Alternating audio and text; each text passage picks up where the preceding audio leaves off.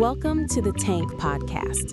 In this week's episode, Amelia McGarvey asks what the embrace of the bunk buster tells us about sex and desire in our unnatural, illogical age.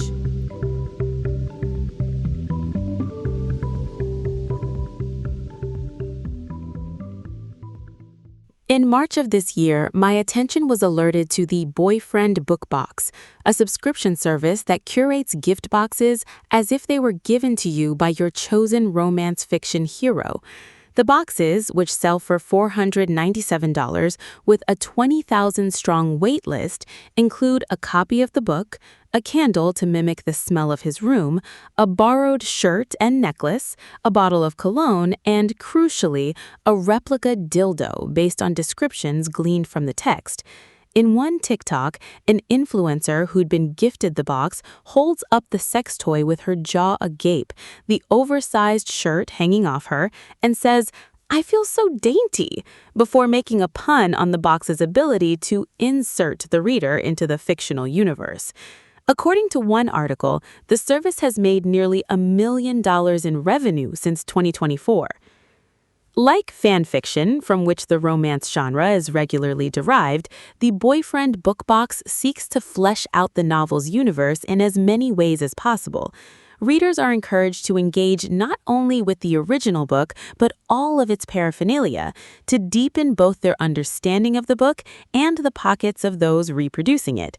This pursuit of hyperstimulation through immersion reminds me of some of the more aggressive forms of modern porn consumption. There is a clear gender divide operating across these categories. Men are twice as likely to watch porn as women, but women buy 90% of romance novels, erotic or otherwise. Similar to pornography, contemporary romance literature hinges on specificity, degraded over time into a series of flat, reproducible tropes. In 2022, Ali Hazelwood, former fan fiction writer and author of The Love Hypothesis 2021, confessed in an interview that she found the transition to novel writing difficult, noting that fan fiction allows for pre-packaged characters to plod along without narrative structure. She recalls how her editor had supplied her with a bunch of tropes around which she could develop the story. Tropes provide a semblance of structure and reliability. Empowered by the illusion of choice, the reader is coddled by books that follow recognizable patterns through to a happy, predictable end. The mass production of modern romance literature raises questions of quality and originality. Romance novels are rarely standalone. Series of 6+ books are common, never short of 500 pages apiece. Sarah J. Maas, author of the A Court of Thorns and Roses series, has sold over 75 million books worldwide and has her own imprint with Bloomsbury. Across 12 years, she has published 15 full-size novels, with at least 2 more expected by next spring. In a particularly productive period between 2015 and 2018, she published 8 novels across 2 series. Not wanting to downplay the impressive work ethic here, but isn't there something quite unsexy about mass production? A portmanteau of romance and fantasy, romantasy is the foremost subgenre of them all, an anything-goes arena wherein elaborate systems of class and species maximize the erotic potential for power dynamics and age gaps between all. In Maas's AKOTAR, exposition is convoluted and chronology is inconsistent. Some of the creatures wear sweatpants, others medieval garb. In this way, romantasy novels are about as narratively fulfilling as a mediocre porn video: unnatural dialogue, bloated exposition, and endless cycles of yearning and sex in place of plot progression. In a New Yorker story on an allegedly stolen romantasy story, an editor and author stayed up late poring over Google Docs, desperate to meet a deadline, their roles becoming indiscernible as the editor lent paragraphs of her own. Desire does not have to be strictly a matter of deferral, of course, and good writing has been achieved under pressure. But when the hyperactivity runs commensurate with capitalism, Amazon favors writers with large catalogs, and Kindle fiscally rewards writers per page read, I can't help but feel a little pessimistic. In March 2026, Hachette canceled the U.S. publication of Shy Girl by Mia Ballard after readers alleged that it had been written by ChatGPT. That a novel which reads like AI slop can reach the public in the first place is a damning prospect for a publishing industry already under threat from within. In an interview for Time, Mass said, I want my readers to come away from my books with the knowledge that they can fight for what matters to them. My books have happy endings. They're supposed to be hopeful. Sycophantic, predictable, and derivative, the line between human-authored romance and an LLM grows increasingly thin. This one-sided form of sexual consumption, be it porn or spicy literature, circumnavigates the stickier social sides of love and sex and feels like a natural progression of the post-pandemic, post-Me Too, and post-internet social landscape, even as the right-wing media brims with complaints that young people aren't having enough sex. The intersection of romance literature and politics came to the fore in 2023 when then PM Rishi Sunak waxed cloying about his love of Jilly Cooper. At the same time, The Sun ran Bonk for Britain, a call to fix the diminishing birth rate whilst cheerfully nodding to the bonkbuster genre, of which Jilly Cooper, who died in 2025, was the patron saint.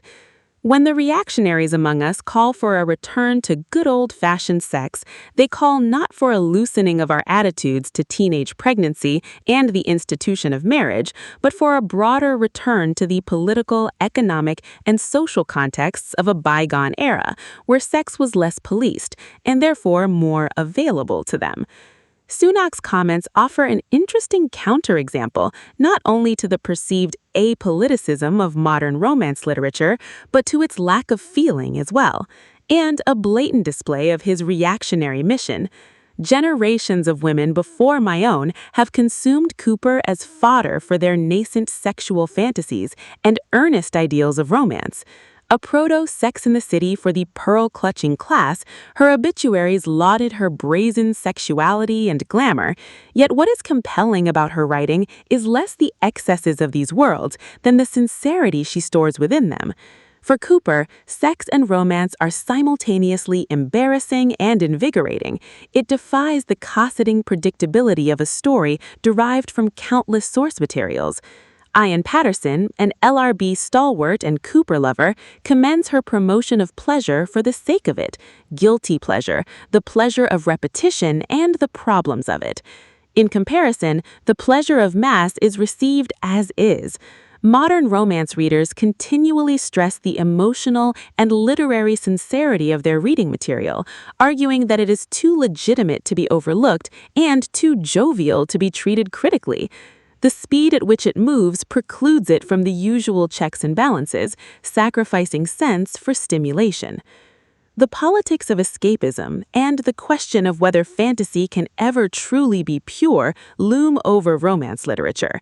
Romance writers tend to be happily married women from comfortable backgrounds, and yet their protagonists are frequently poor, wayward teens. Their novels trade not only on the fantasy of fairies and riches, but of men capable of giving the reader everything she desires: luxury and privilege, an education in BDSM, and a tender heart brooding behind a hardened exterior. To acknowledge that these fantasies respond to the dearth of economic and social agency experienced by modern women would be a natural landing spot for these authors who tout their novels as empowering, yet one they never seem to reach. In AKOTAR, the protagonist Feyre begins as a 19-year-old huntress from a feckless working-class family. Through marriage, she eventually reaches wealth, aristocracy, and immortality. That the arbitrariness of class may be countered by being young, talented, and beautiful is not a premise unique to fantasy, yet the condition of the novel being fantasy prevents any soul-searching or consequence that such a premise usually invites. Would it kill her to do a little class criticism here and there? For Cooper, a lifelong conservative who rolled her eyes at Me Too, she saw no contradiction in the content of her novels and the claims made of them. For modern authors, this is a trickier task.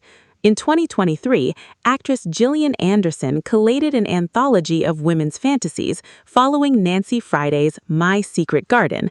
The ensuing book, Want, drew a line under illegal or dangerous activities, including non-consensual voyeurism, violence, rape, or solicitation. This reminds me of Amia Saravanjan's observation that sex is no longer morally problematic or unproblematic, it is instead merely wanted or unwanted. This oversimplification of desire is felt heavily in modern romance literature and often leads to awkward instances of love interests who act caddishly, if not completely illegally, with no consequence. In contrast, Friday's decision to present frank descriptions of incest, bestiality, and rape has remained controversial and forces the reader to face much more knottier questions about the nature of desire. When romance fans assert that the novels are empowering or enriching, I can't help but feel they are duping themselves. Ultimately, as the world backslides both politically and creatively, these novels feel less like a reaction against than a symptom of.